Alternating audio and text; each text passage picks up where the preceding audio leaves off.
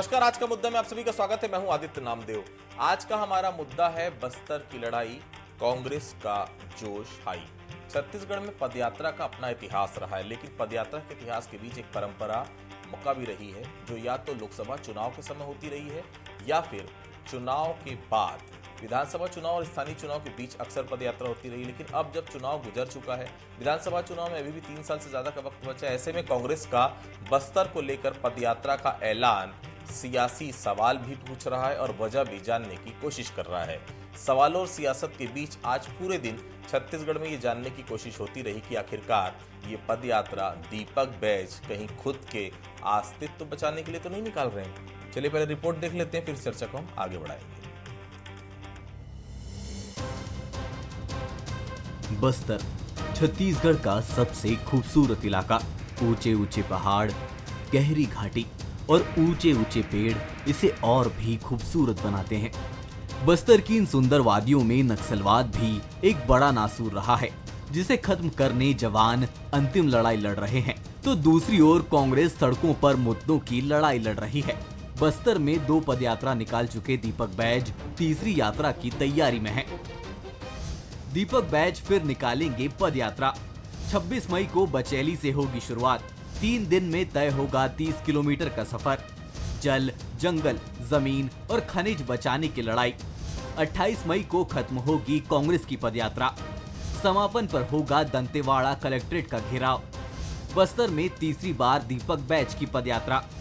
कर चुके हैं इंद्रावती बचाओ और नगरनार पदयात्रा। राहुल गांधी ने 8 मई को लिखा था बैज को पत्र।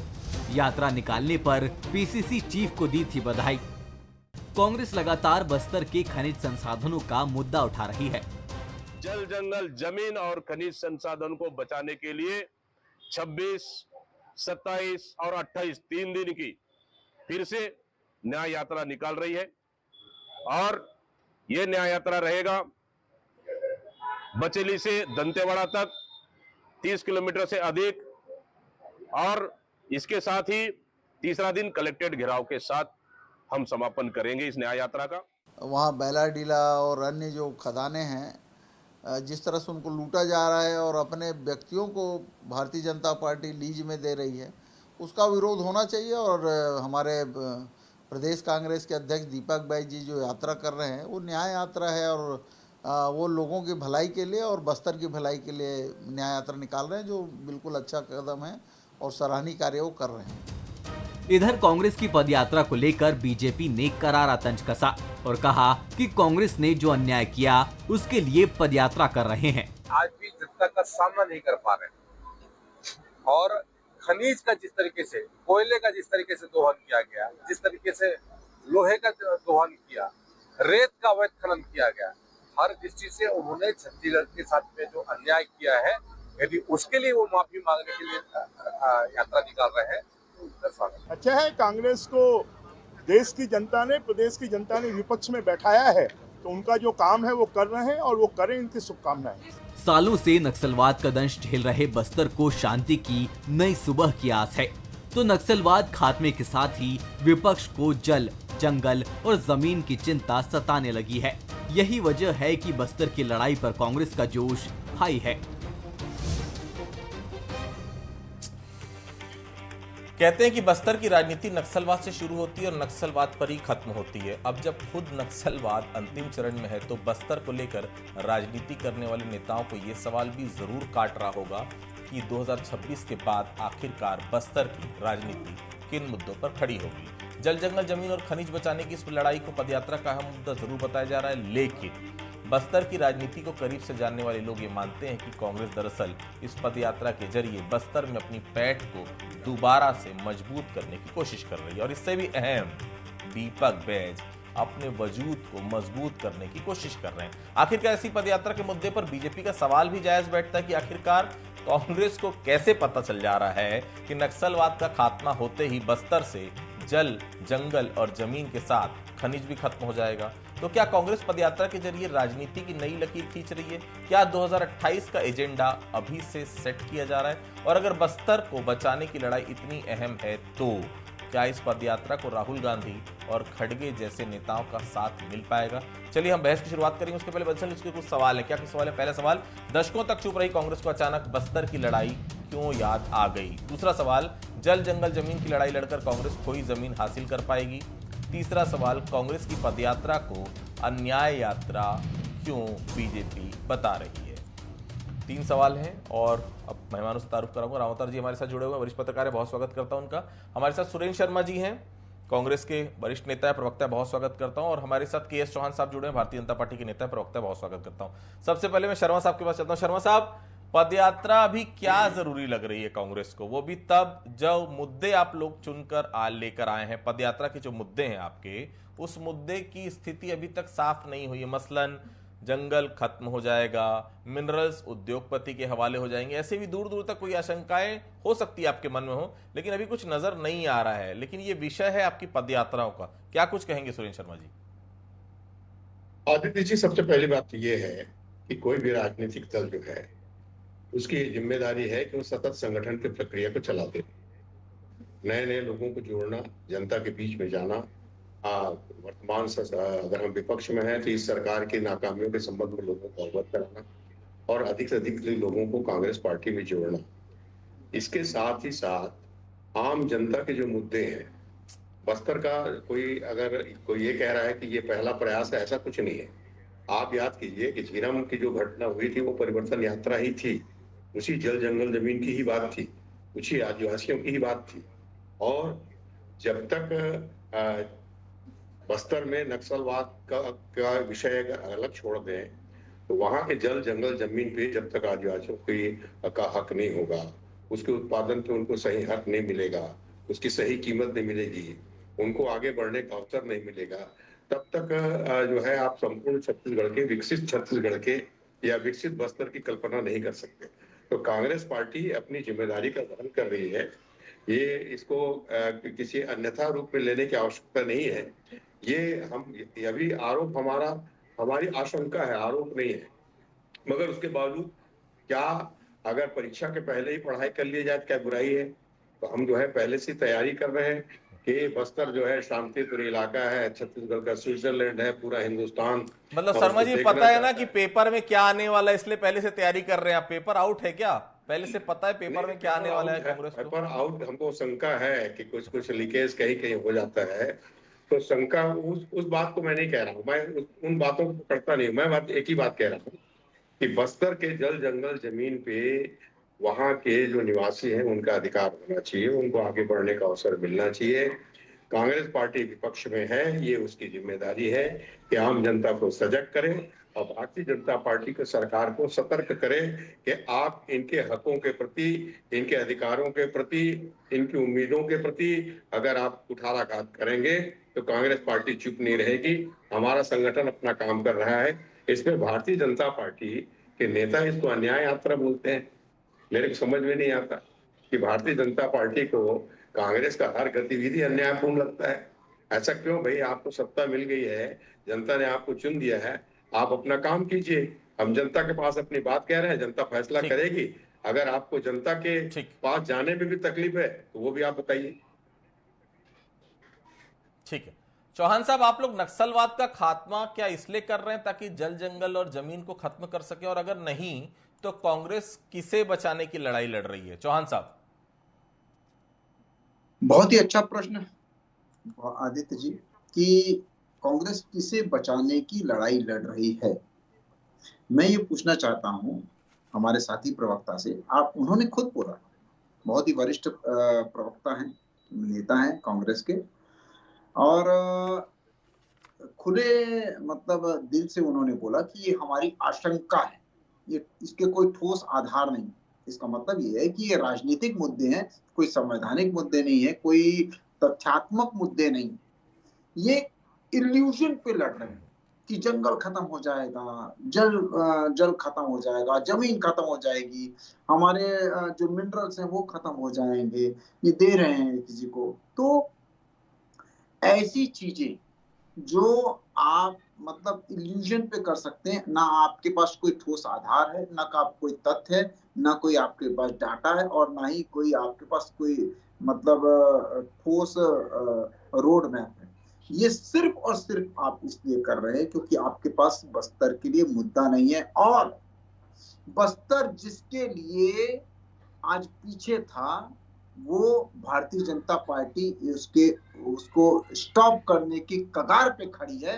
उस चीज को कहीं ना कहीं आप दबाना चाहते हैं, उस चीज को आप कहीं ना कहीं ओवरटेक करना चाहते हैं। ये पहला कारण। और दूसरा कारण जो आपने आदित्य जी पहले ही बोला कि कहीं अपनी अपनी खोई हुई जमीन और अपनी खोई हुई राजनीतिक जो जमीन है, ताकत है, उसको अपनाने के लिए तो आप नहीं कर रहे थे। जी हाँ, ये खुद पार्टी की भी, और वो दीपक बैज जो खुद चुनाव हार चुके हैं उसके लिए भी वो ये प्रयास कर रहे हैं। और उसके बाद आप ये खुद देखिए आदित्य जी कि बस्तर की जो जनता है वो बहुत ज्यादा समझदार है। बस्तर की जनता कोई भारतीय जनता पार्टी के पक्ष में और कोई कांग्रेस पार्टी या कोई अन्य पक्ष, अन्य राजनीतिक पक्ष में नहीं है। वो खुद के पक्ष में है कि हमारे बस्तर को कौन सुरक्षा दे सकता है, कौन विकास की गति तक पहुंचा सकता है, कौन उसे समृद्धि तक पहुंचा सकता है। वो ये जानती है। इसके वजह से ही आज जहां 12 विधायक रहते हैं आपके और एक सांसद रहता है, वहां सिर्फ और सिर्फ आपका एक विधायक रहता है, वो भी ले दे के पास होता है। और वो भी आज रामतर जी, एक आशंका तो है कि बस्तर से नक्सलवाद मिटा तो बस्तर की पहचान ही मिट जाएगी, उसकी खूबसूरती, हरियाली और सबसे अहम बस्तर की माटी में जो खनिज दफन है वो खत्म हो जाएंगे। ये आज की चर्चा नहीं, बरसों से चली आ रही है। नक्सलवाद के खात्मे के बीच क्या ये आशंकाएं और गहरा रही हैं रामतर जी? देखिए, कांग्रेस ने एक सोची समझी रणनीति के तहत जी, मेरा सवाल आपसे ये था कि आप लोगों को कहीं से कुछ जानकारी मिली है क्या कि बस्तर का जल जंगल जमीन सरकार बेच रही है, कोई ऑक्शन कर रही है, या केवल आशंकाओं से ही राजनीति चल रही है? कहीं बैज जी की पदयात्रा खुद को पुनर्स्थापित करने की यात्रा तो नहीं है? सुरेंद्र शर्मा जी।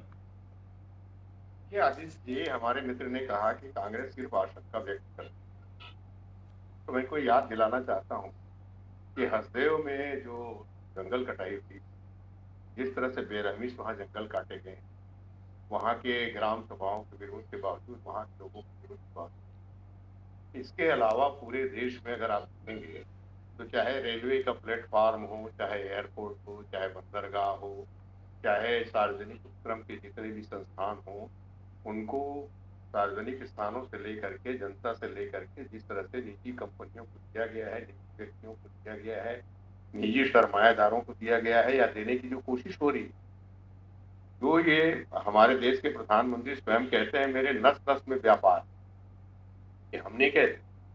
तो अगर व्यापार करने की इच्छा जो सरकार रखती है, वहां पर बस्तर में बहुत ही बहुमूल्य खनिज पदार्थ हैं, बहुत बहुत बहुमूल्य चीजें हैं, इसलिए हमारे शंका का आधार बिल्कुल निराधार नहीं है। जो पिछले 14 से लेकर आज तक हमने देखा है, सरकार के निर्णयों का फायदा जिस तरह से गरीब आदमियों को, आम आदमी के बजाय उद्योगपतियों को मिला है, या उद्योगपतियों के लिए सरकार ने बड़े बड़े फैसले किए हैं, ये सब आधार हमारी शंका आशंका के आधार हैं। और चूंकि हम विपक्ष में हैं, ये हमारी जिम्मेदारी है। अगर यहाँ के जनहित के खिलाफ सरकार कोई निर्णय लेती है तो कांग्रेस उसके लिए पहले से सजग है, सतर्क है, जनता के बीच में अपनी बात रखेगी, जनता का सहयोग लेकर के सरकार को चेतावनी देने का प्रयास करेगी, और छत्तीसगढ़ का समग्र विकास हो सके और छत्तीसगढ़ के संसाधनों में सबका अधिकार हो, सबको उसका लाभ मिल सके, इस बात के लिए कांग्रेस पार्टी की जिम्मेदारी है। कांग्रेस पार्टी उस जिम्मेदारी को पूरी कर रही है। इसमें अगर भारतीय जनता पार्टी के पेट में दर्द हो रहा है तो वो हमारा विषय नहीं। जी ठीक, चौहान साहब, अगर बस्तर से नक्सलवाद का खात्मा किया गया तो बस्तर को लेकर आप लोगों की कार्य योजना क्या है? क्या आप बस्तर वासियों को आश्वस्त करते हैं कि बस्तर की मूल सुंदरता से खिलवाड़ नहीं होगा, दूसरी बात, बस्तर को खोखला करने की प्लानिंग तो नहीं होगी और नक्सलवाद को खत्म करने के बाद, क्योंकि लोग कहते हैं कि बस्तर इसलिए बचा हुआ है, बुद्धिजीवी लोग कहते हैं क्योंकि वहां पर माओवाद है और जिस दिन माओवाद खत्म होगा वो बस्तर नहीं रह जाएगा। ऐसा कुछ होगा क्या चौहान साहब? निकले आदित्य जी, आप भी बहुत बड़े वरिष्ठ पत्रकार हैं, और जहां पर भी माओवाद रहता है और माओवाद ने उस क्षेत्र की, उस समाज की क्या हालत बनाई है, उस स्थान की क्या हालत बनाई है, वो हम सभी जानते हैं। क्योंकि माओवाद जो है वो सिर्फ और सिर्फ एक चीज जानती है कि व्यवस्था को नहीं सुधारना है, व्यवस्था को नहीं। और जो आपने बोला कि व्यवस्था मतलब विकास के लिए अग्रसर तो होगा, तो हमारे ये जो नक्सलियों को मारना है वो भी एक रणनीति के तौर पे है कि हम जो काम करना चाहते हैं, विकास करना चाहते हैं, उसी का एक पार्ट है ये कि नक्सलवाद को खत्म होना चाहिए। और जब नक्सलवाद खत्म होगा तभी जाके उस क्षेत्र का विकास होगा, और विकास हो भी रहा है। 2014 के बाद हमने 6 रेलवे स्टेशन बनाए हैं, 200 किलोमीटर की लाइन वहां पर बिछाई हुई है। तो ये पहले यूपीए की सरकार ने जो पिछले 60 सालों में नहीं किया वो हमने किया। उसके बाद मैं पहले भी बोल रहा था, और इस बात उसी पॉइंट पे मैं मतलब आपने रोका कि, और उसके बाद बोला कि मतलब फिर से हम आएंगे। तो ये वो पॉइंट था कि बस्तर की जो जनता है वो बहुत ज्यादा समझदार है, बहुत ज्यादा जागरूक हो चुकी है, रोडों का जाल बिछ चुका है, वहां पर इंटरनेट की सुविधा है, वहां पर नर्सिंग कॉलेजेस हैं, वहां पर इंजीनियरिंग कॉलेज है, वहां पर मेडिकल कॉलेज है, वहां पर नगरनार प्लांट है, जिस नगरनार की दुहाई देते हैं। नगरनार के जब प्लांट खुलने वाला था तो ये उस दिन बंद का आह्वान किए हुए थे कांग्रेसी ने, और उसके बाद जब नगरनार प्लांट का जो हेड ऑफिस यहाँ पर बनने वाला था तो आपकी सरकार ने, मनमोहन सिंह की सरकार ने उसको यहाँ पर नहीं साउथ में ले गए थे, हम सब जानते हैं। ठीक है, खैर वो बात अलग है, और भारतीय जनता पार्टी जो है वो अपना काम कर रही है। हाँ ठीक है चौहान साहब, अगर आप बोलते हैं, एक सेकंड आदित्य जी, अभी ये बोल रहे थे कि हम व्यापार करना चाहते हैं, मोदी जी खुद बोलते हैं। मैं आऊंगा आपका चौहान साहब। रावतर जी, हम मुद्दे से अलग दीपक बैच पर आते हैं। क्या मूल रूप से दीपक बैच बस्तर के, क्योंकि नेता रहे शुरू से, हमने देखा है दशकों से बस्तर की राजनीति करते रहे, जो नक्सलवाद के इर्द गिर्द मंडराती रही उनकी राजनीति, आदिवासियों को उत्पीड़न, फर्जी एनकाउंटर, पलायन जैसे मुद्दे लगातार वो उठाते रहे। अब जब नक्सलवाद खत्म हो रहा है, मतलब ये तमाम मुद्दे भी खत्म, तो फिर नए एजेंडे की तलाश में तो कांग्रेस नहीं है, दीपक बैच तो नहीं कर रहे हैं नए एजेंडे की तलाश, और आगे की राजनीति की राह तो कांग्रेस बस्तर में अभी से नहीं खोज रही है। रामतर जी, बस्तर के सभी नेताओं को एक नए एजेंडे की तलाश रहेगी।